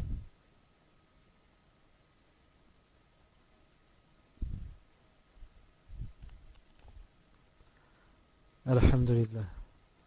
Assalamu alaikum wa rahmatullah. Ma question porte sur un cours précédent. Ma grand-mère vient de décéder il y a quelques jours. 3 jours après le décès, la famille est partie au cimetière pour lire du Coran. Le Coran a été lu par un groupe d'imams, à qui on donne de l'argent quand ils terminent. La famille amène aussi de la nourriture qui est distribué aux pauvres près du cimetière. Le 40e jour, un repas est fait à la maison avec la niya que c'est une sadaqa pour le défunt. Et des imams viennent pour réciter le Coran en groupe. Suite au décès, ma mère a eu beaucoup de visites. Certaines femmes lui ont donné de l'argent. J'aimerais savoir si tout ceci est légiféré et si ma grand-mère peut être châtiée à cause de tout ça. Qu'Allah vous récompense grandement, Shir, ainsi que les admins. Amin.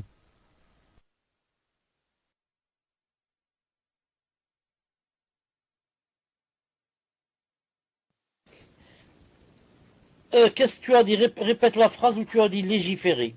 Qu'est-ce que tu as dit avant de dire légiférer?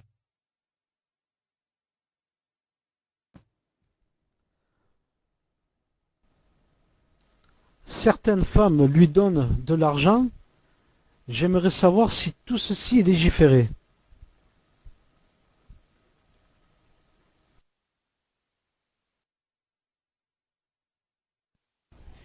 Jazakallah khair, répétez la phrase, attendu.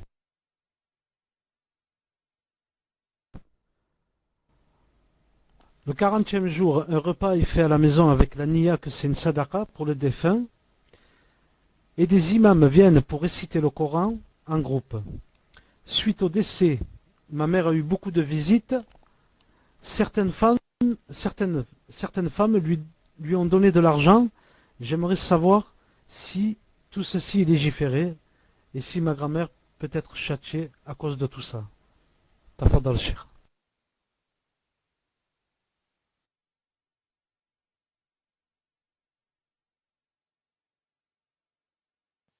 Qu'est-ce que ça veut dire certaines femmes lui ont demandé de l'argent? Je n'ai pas compris. Quel argent elles veulent? Quel argent veulent-elles? Elles veulent faire comme les imams, les imams viennent réciter avec de l'argent, et qu'est-ce qu'elles veulent?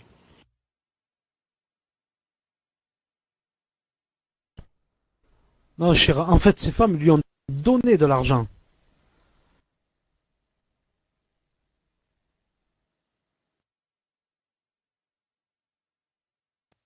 D'accord, maintenant j'ai compris. Donc je dis, tout ce qui se passe dans le 3e jour ou le 40e jour, ce sont des bidas qui font rentrer la personne en enfer si elle ne fait pas le repentir. Tous ces imams qui sont venus réciter le Coran est contre eux. Comme a dit le prophète, il a dit le Coran, il est pour toi ou contre toi. Cela, le Coran sera contre Yom al-Qiyamah. C'est le Coran qui les fera rentrer en enfer s'ils ne font pas ta'ala. Et l'argent qu'ils ont pris, c'est du feu qu'ils vont manger dans leur ventre. En fait, avec cet argent, ils vont acheter des choses, peut-être manger des choses, ils vont manger du feu. S'ils achètent des habits, ils vont s'habiller de feu, pour avoir pris cet argent. Quant à la famille qui a fait cette assise pour donner aux gens à manger et préparer ça, tous ceux qui ont fait l'assise et ont participé pour cette assise, auront des péchés, et ont des péchés. Et s'ils ne font pas le repentir, il y a un châtiment qui les attend, bi'idhnillahi ta'ala. Reste qui? Reste la dernière question. Ma grand-mère peut être châtiée à cause de tout ça? La réponse est simple. Si ta grand-mère, avant de mourir, allait faire ces choses-là, ne leur a pas interdit cela. Ou alors, leur a dit, ça ne fait rien, faites. Ou alors les a encouragés, il faut faire. Ça veut dire qu'elle sera châtiée à cause de tout cela. Si par contre, elle leur a dit, attention, ne faites pas, on fait. Ou bien, elle ne savait pas qu'ils allaient faire. Dans ce cas, elle n'a rien, subhanahu wa ta'ala. Donc, pour savoir si elle va être châtiée, on va voir si elle a une relation avec ou pas. C'est tout. Puisse Allah ta'ala nous préserver des bid'ah. Tfadhal.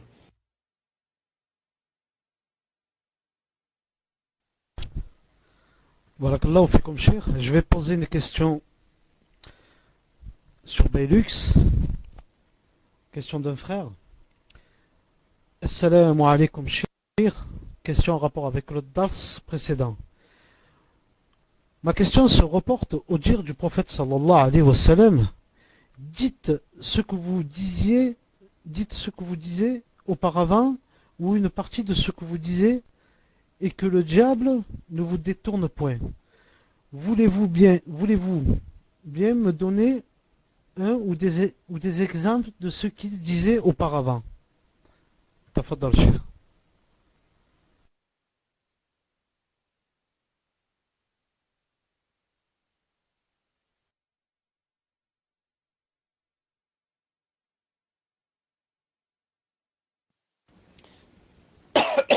Je ne sais pas exactement ce qu'il disait. Non, je ne sais pas exactement ce qu'il disait, mais ce que je sais, c'est que il disait yani, quelque chose qui n'était pas contraire à la charia. Et maintenant, quand ils ont commencé à le vanter, et vanter ses éloges, et essayer de le mettre au-dessus de ce qu'il est, il les a arrêtés. Il leur a dit non. Dites ce que vous disiez, par exemple, Mohammed Rasulullah, ou bien serviteur d'Allah, ou quelque chose comme ça, ou alors seulement une partie de ce que vous disiez, mais naam, ne dites plus ce que vous êtes en train de dire maintenant. Naam. Et Inch'Allah Ta'ala, dans le prochain cours, parce que maintenant si j'arrête aussi pour aller chercher, ça va prendre aussi du temps et faire rentrer un peu les gens dans l'embarras. Inch'Allah Ta'ala, dans le prochain cours, je te ramènerai Inch'Allah Ta'ala en essayant de voir l'explication de ce hadith. Qu'est-ce qu'il disait bi'idnillahi ta'ala. Tfaddal.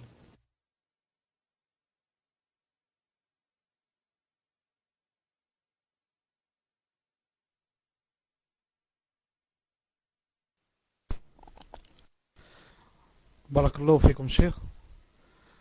Subhanallah, la question qui a été posée, là, que je viens juste de poser, a été, c'est- a été même sur Partak. Subhanallah. Question suivante, question, question d'un frère ou une sœur, Allahu alam. Assalamu alaikum, Assalamu alaikum, Cheikh, qu'Allah vous récompense en bien, ici-bas et dans l'au-delà, ainsi qu'à tous ceux qui sont présents. Amin. Concernant le fait d'élever la voix sur le prophète, sallallahu alayhi wa sallam, si on entend un hadith sur lui et que des gens parlent pendant la récitation, ou la citation plutôt, excusez-moi, pendant la citation du hadith, cela est considéré comme élevé, cela est-il, plutôt, il manque un mot, cela est-il considéré comme élever la voix sur le prophète Mohammed, sallallahu alayhi wa sallam? Barakallahu fikum, Cheikh. Tafaddal, Cheikh.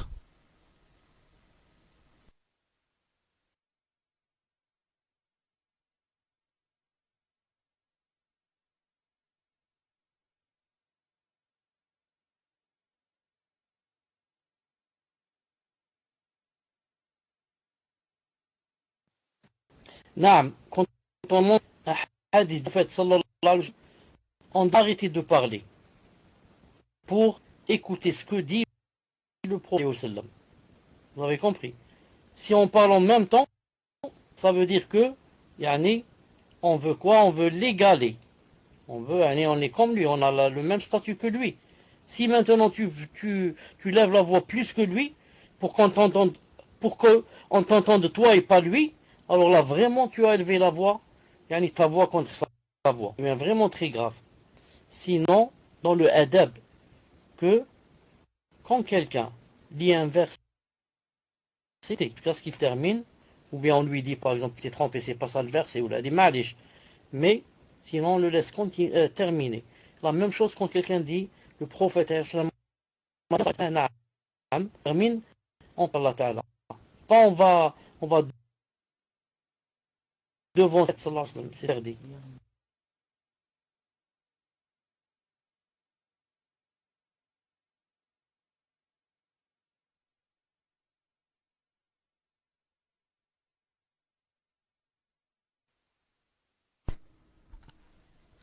Je pense que vous avez terminé, Cheikh, car on n'a pas entendu la fin. Et Tawfiq, Inch'Allah, j'attends la prochaine question. Barakallahu fik. Question suivante, question d'un frère. voudrais savoir si le jour du jugement, même les prophètes, les pieux, et ceux qui ont oublié Allah vont fuir de leur famille les uns les autres. Tafadal Cheikh.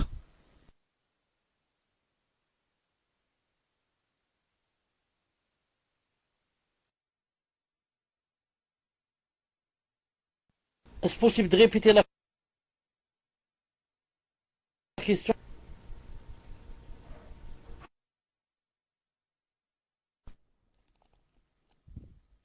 Barakallahu fikum Cheikh. Question d'un frère.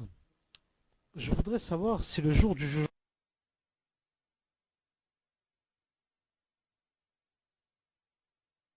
Non, ma foi, voilà pour dans laquelle j'avais promis, Inch'Allah Ta'ala, de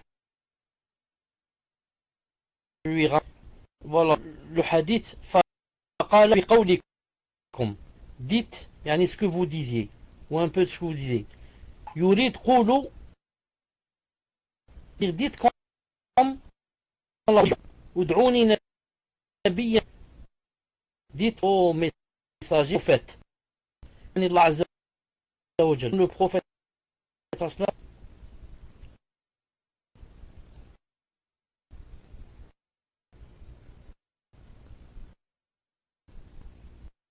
coupe trop. طيب.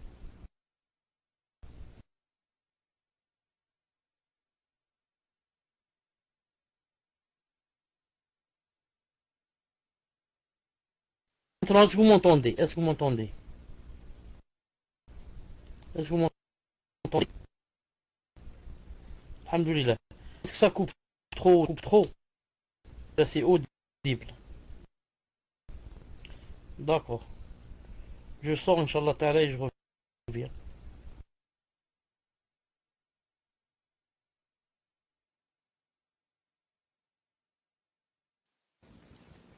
Est-ce que vous m'entendez?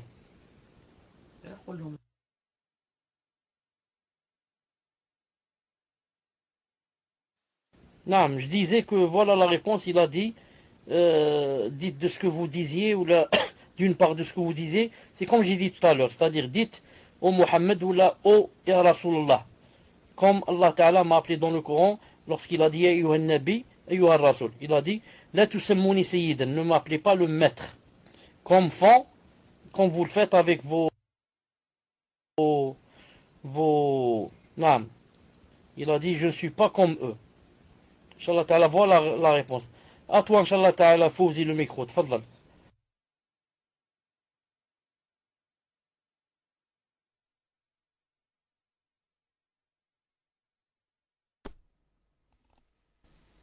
Question suivante. J'attends la question, Inch'Allah. Tawfiq. Barakallahu fik.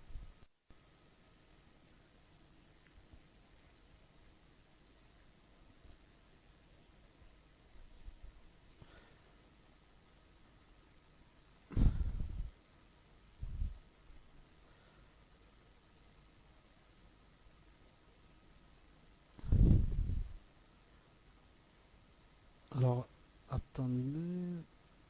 Voilà. Afwan, cher, hein. Désolé.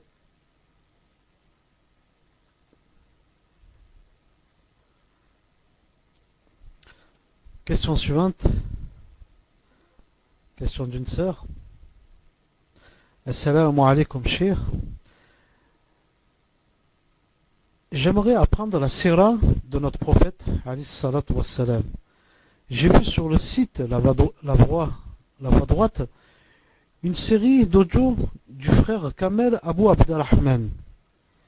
Je ne trouve rien sur la biographie de ce prêcheur, mais il est dit qu'il est salafi.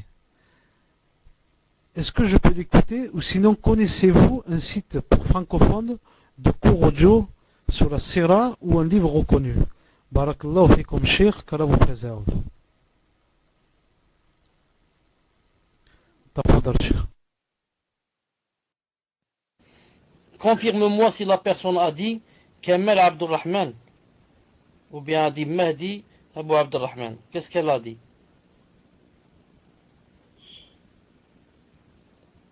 Écris-moi. Elle a dit Kamel Abdurrahman ou bien Mahdi. Kamal, je ne connais pas cette personne. Naam. Entre parenthèses, quand je dis que je ne connais pas cette... Voilà, Kamal Abu Abdurrahman. Quand je dis que je ne le connais pas, ça ne veut pas dire que c'est une critique. Ça veut dire que je ne connais pas bien. Non, il se peut qu'il soit bien. Il se peut qu'il soit bien et que moi je ne le connaisse pas. Donc demandez, si c'est un prêcheur de France, demandez aux gens de France qui ont la science, qu'ils vous disent sur lui, Inch'Allah Ta'ala, s'il est bien ou s'il n'est pas bien.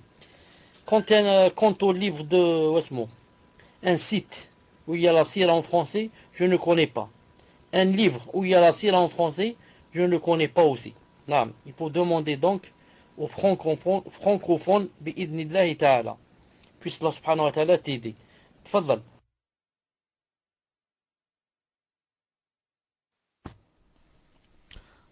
Barakallahu fikum, Cheikh.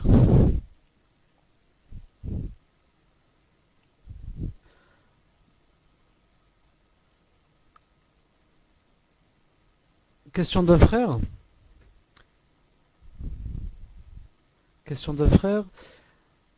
Je voudrais savoir si le jour du jugement, même les prophètes, les pieux, et ceux qui ont obéi à Allah vont fuir de leur famille les uns et les autres. Barakallahu fikum, Cheikh. Tafaddal.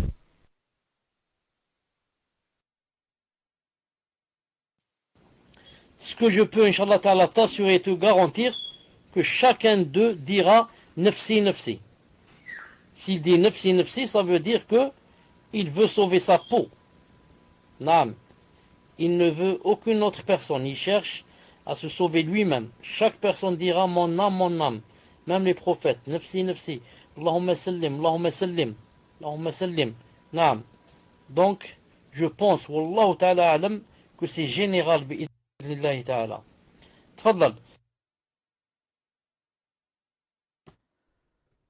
Question suivante. Question d'un frère ou d'une sœur. Allahu alam. En écoutant votre cours, je n'ai pas compris pourquoi, dans un cours précédent, je vous ai dit que je connaissais une personne qui chaque semaine fait des doigts ou du dhikr pour ses ancêtres qui sont morts. Vous avez répondu qu'il n'y a pas de mal si mes souvenirs sont bons. Alors pourquoi ne pourrait-on pas le faire pour le prophète, que la paix et la bénédiction soient sur lui? Je voudrais savoir si c'est autorisé de lever les mains lorsque quelqu'un fait des invocations, car j'ai des ambiguïtés avec l'invocation de la pluie dans laquelle on peut lever les mains. Barakallahu fikum, Cheikh. Tafaddal. Je n'ai pas compris beaucoup de choses par rapport à ce qu'elle a dit dans le début, c'est-à-dire la famille, ou je ne me rappelle plus ce qu'elle a dit, ou là les ancêtres, ou là, je ne me rappelle pas donc de cela, et je ne comprends pas ce qu'elle veut dire pour le professeur. En écoutant votre cours, je n'ai pas compris pourquoi dans une précision je vous ai dit que je connaissais une personne qui, chaque semaine, fait des doigts ou du dhikr pour ses ancêtres qui sont morts. Naam. طيب.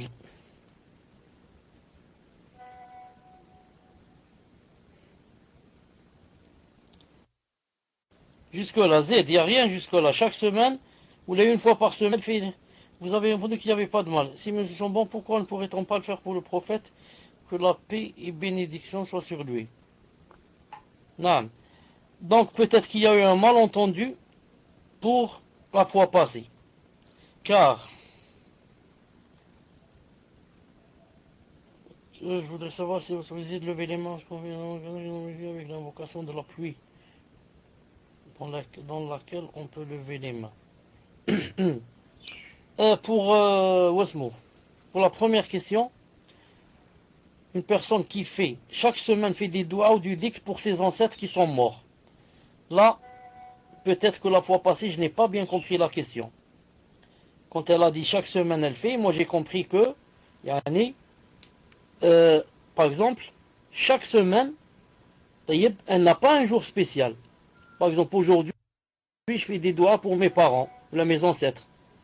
Ensuite, dans 3-4 jours, je fais des doigts pour mes ancêtres. Ensuite, la semaine prochaine, je fais, la semaine prochaine. Et comme ça, à chaque fois, je fais des doigts pour mes ancêtres. Si c'est comme ça, il n'y a aucun mal. Mais si par contre, si la personne veut dire que elle a un jour spécial, elle a un jour spécial, par exemple, elle dit chaque début de semaine, chaque samedi, je fais des doigts pour mes ancêtres. Ou alors chaque lundi, ou alors si elle laisse comme ça un jour spécial, un moment spécial, dans ce cas, ça devient pas autorisé, ça devient bid'a. Mais si à chaque fois, comme ça, chaque semaine, il n'y a aucun problème, billah, mais en général, elle ne fixe pas un jour spécial. Non. Donc, quant au prophète, sallallahu alayhi wa sallam, on peut aussi faire la prière sur lui tout le temps. Tout le temps. Maintenant, je m'arrête, je dis Allahumma salli wa sallam ala Muhammad wa ala ali Muhammad, par exemple. Je suis dans la rue, je dis. Je suis dans la cuisine, je dis. Je suis dans le salon, je dis. Je suis tout seul, je dis. Naam. À chaque fois que je pense, je dis. Si je dis, Allah Ta'ala va prier sur moi 10 fois. Moi, je prie sur le prophète une fois, Allah 10 fois. Allez, je vais dire maintenant. Et je commence à dire. À chaque fois que je dis, j'ai quoi? J'ai, Inch'Allah Ta'ala, des récompenses si je le fais pour Allah. Mais si je vais dire, non, je vais fixer des jours spéciaux, dans ce cas, ça ne marche pas. Je voudrais savoir si c'est autorisé les mains lorsqu'on fait des invocations. Lorsqu'on fait des invocations, c'est autorisé de lever les mains. Parce que ce qu'il faut savoir, c'est que l'invocation se divise en 3. Là où c'est bien de lever les mains, comme par exemple l'invocation de la pluie, comme lorsqu'on est sur Arafat, quand on fait la Umrah et on monte aussi sur la montagne Yadik. Ça, ce sont les endroits où c'est bien. Ensuite, deuxièmement, les endroits où c'est interdit. Les endroits où c'est interdit. Par exemple, dans la salade. Par exemple, entre les deux soujouds, je me prosterne, je m'assois, avant de me reprosterner, je lève mes mains. Ça c'est haram. Ou alors qu'on font les chiites, quand ils disent Allahu Akbar, ils lisent Zama, ils lisent, ensuite, ils s'inclinent. Ensuite, Sami Allah, quand il dit Sami Allah, il lève les mains et il s'arrête un peu des doigts. Ils regardent le ciel, ils font des doigts. C'est interdit. Et ce qui est interdit aussi, par exemple, sur le mimbar, le vendredi, l'imam, par exemple, il termine la khutbah, il commence à faire des doigts. Pas pour la pluie. Spécialement Dieu. C'est interdit. Donc maintenant, on a dit que lever les mains pour les doigts, ça se divise en 3. Là où c'est permis, c'est bien. Là où c'est interdit, reste quoi le troisième? Le troisième endroit. C'est quoi? C'est là où ce n'est pas interdit et là où ce n'est pas interdit.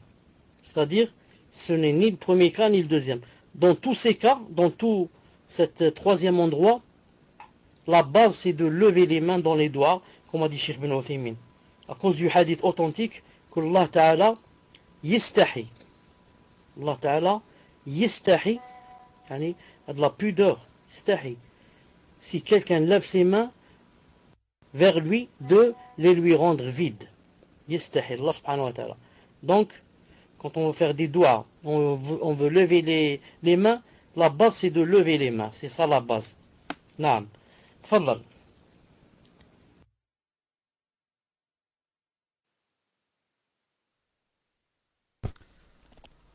Barakallahu fikum, cher. Question suivante. Question d'une sœur. Assalamu alaikum, cher. Qu'Allah vous récompense pour le temps que vous nous accordez. Quels sont les bienfaits de prier sur le prophète sallallahu alayhi wa sallam en dehors du deuxième tashahhud et après l'adhan? À part qu'elles apportent des hasanat, quelles sont les autres récompenses? Tafaddal, cher.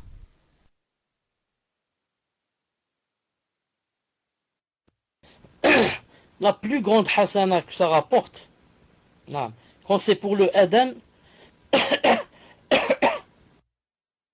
pries sur lui après le adhan, et tu dis Allahumma rabbadi da'wata mawsad qaima, bon, ça te permet d'avoir son intercession yawm al-qiyamah. Sinon, en général, quand tu dis Allahumma salli wa sallim ala rasulillah, qu'est-ce que tu gagnes?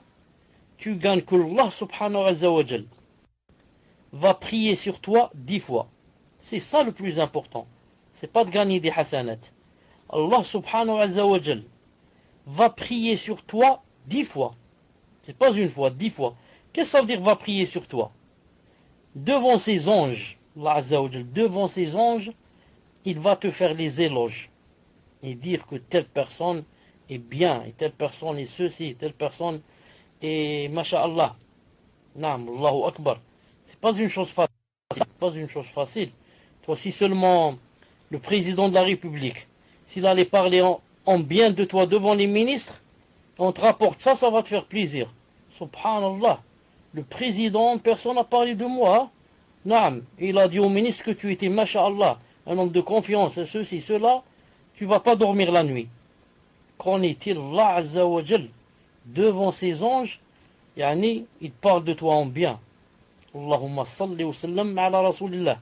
Allahumma salli ala Muhammad wa ala ali Muhammad kama sallaita ala Ibrahim wa ala ali Ibrahim. Tfaddal, puisse Allah subhanahu wa ta'ala nous aider. Des choses très faciles qu'on loupe et qu'on rate.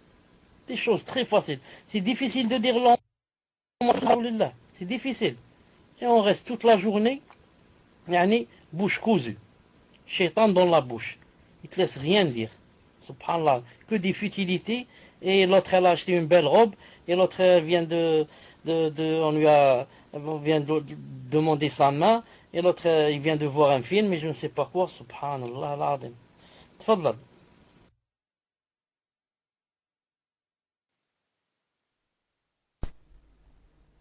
Barakallahu fikum, cher.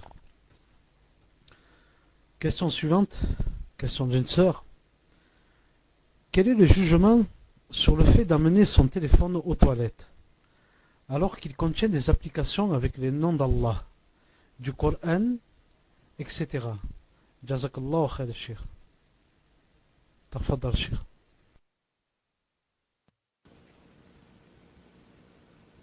Ce n'est pas un problème, Inch'Allah Ta'ala. La réponse est de Cheikh bin Uthaymin, rahimahullah. Il a dit à condition que le téléphone soit éteint. Vous avez compris? Soit éteint, c'est pas éteint tout à fait, mais il ne faut pas que les noms d'Allah ou là, le verset ou là soient sur la préface comme ça qu'on voit. Il faudrait qu'il soit en veille ou bien éteint de façon à ce que si tu vois, tu ne vois rien. Tu ne vois bi'idnillahi ta'ala. Tfaddal.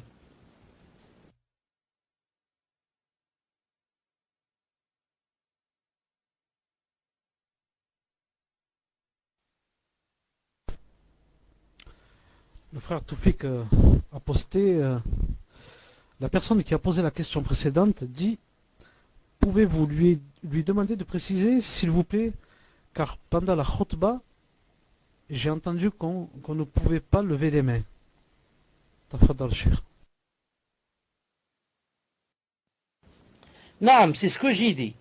Si vous avez entendu que j'ai dit qu'on pouvait lever les mains pendant la khutbah, ça veut dire que il y a eu un lapsus. Ça veut dire que c'est pas ce que j'ai voulu dire.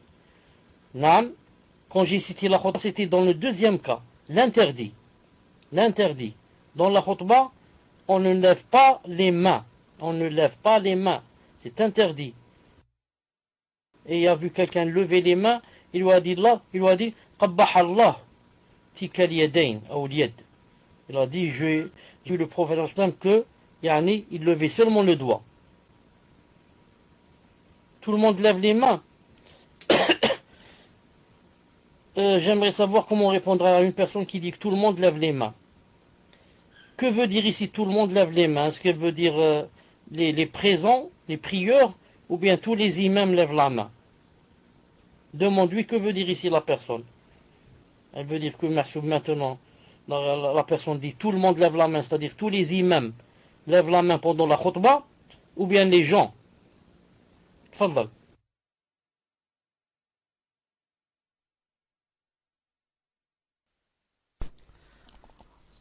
En attendant la précision de la personne, On va passer à la question suivante. Assalamu alaikum wa rahmatullah wa barakatuh. Je voudrais savoir le jugement sur le carmin de cochenille et l'al- et l'al- et l'alcool dans la nourriture, si c'est autorisé. Barakallahu fikum. Cheikh, le carmen de cochenille, c'est un produit, c'est un colorant alimentaire.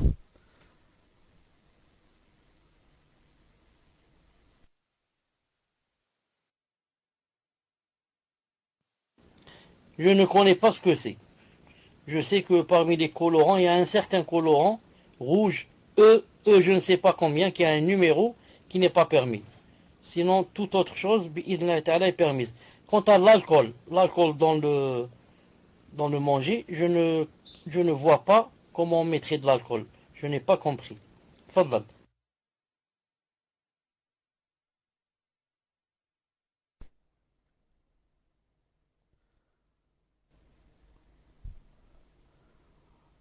Cheikh, enfin, pour le carmen de cochenille, c'est le E120. Alors, je ne sais pas si c'est celui-là auquel vous pensiez.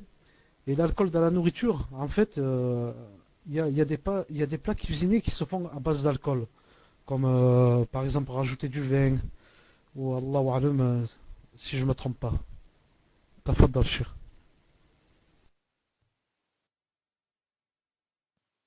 Rajouter du vin dans la nourriture. Un enfant de 3 ans, il va te dire c'est haram. Un enfant, s'il est de père musulman, il a 3 ans, tu lui dis je vais ajouter un peu de vin dans la salade ou bien dans la shorba, il va te dire papa c'est haram. C'est le vin ça, c'est haram, c'est l'alcool. Donc ça m'étonnerait que ça soit ça la question. Quant à le E, tu as 20. Je ne sais pas, tu as cité un numéro. Dans le prochain cours, Inch'Allah Ta'ala, E120, voilà. Euh, Ibn Muhammad al-Jazari est absent. Lui, il connaît le numéro. Il connaît, rappelez-moi quand il sera présent, Inch'Allah, au prochain cours, il vous dira le numéro. Et je pense, Wallahu alam, que c'est le E120, je pense. Mais laissez-nous confirmer, Inch'Allah Ta'ala, dans le prochain cours, bi'idhnillah Ta'ala. J'attends la réponse, donc, pour la personne qui a dit que j'aimerais savoir comment répondre à la personne qui dit que tout le monde lève les mains. Bon, moi je lui dis, puisqu'elle n'a pas répondu, je réponds. Quand une personne, je lui dis quelque chose, Allah Ta'ala dit ceci ou bien le prophète a interdit ceci, et quelqu'un me dit, maintenant tous les gens lèvent les mains, ou alors tous les imams lèvent les mains. Je lui dis, écoute, akhi, je lui dis comme ça, moi, Inch'Allah Ta'ala, je suis musulman. Et moi, j'ai un Dieu qui s'appelle Allah subhanahu wa ta'ala que j'adore. Et un prophète sallallahu alayhi wa sallam que je suis. Moi, je ne suis pas les gens. Allah ta'ala ne m'a pas dit pas suivre les gens ou alors la plupart des gens. Mais il m'a dit, il y a quelqu'un qui s'appelle Muhammad ibn Abdillah sallallahu alayhi wa sallam, je te l'ai envoyé, suis-le si vraiment tu es sincère avec moi et que tu m'aimes et que tu veux mon paradis. Alors moi, quand tu me dis que tout le monde fait ça, moi, ce monde-là va m'emmener en enfer si je le suis. Comme a dit Allah Ta'ala, وَإِن تُطِعْ أَكْثَرَ مَنْ فِي الْأَرْضِ يُضِلُّكَ عَنْ سَبِيلِ اللَّهِ. Allah Ta'ala dit, et si tu suis la plupart de ceux qui sont sur la terre, ils vont te dévier du chemin. Et il a dit, وَأَنَّ أَكْثَرَكُمْ فَاسِقُونَ. Et la plupart de vous sont des pervers. وَأَنَّ أَكْثَرَهُمْ لَا يَعْلَمُونَ. Et la plupart ne connaissent pas la vérité comme ça. Donc, la plupart des gens disent ou font cela, je lui ai dit, écoute, alhamdoulilah, moi je suis pas la plupart des gens. Moi je suis une seule personne qui s'appelle Muhammad ibn Abdillah sallallahu alayhi wa sallam. Et maintenant je te dis, Muhammad ibn Abdillah sallallahu alayhi wa sallam a interdit cette chose. Maintenant toi, tu veux suivre les gens, va suivre les gens. Va suivre la majorité. Moi je suis Muhammad sallallahu alayhi wa sallam et le Coran. Voilà, Inch'Allah Ta'ala, pour le cours d'aujourd'hui. Subhanakallahumma bihamdik, shahadu an la ilaha illa ant, astaghfiruka wa atubu ilayk. Assalamu alaikum wa rahmatullahi wa barakatuh.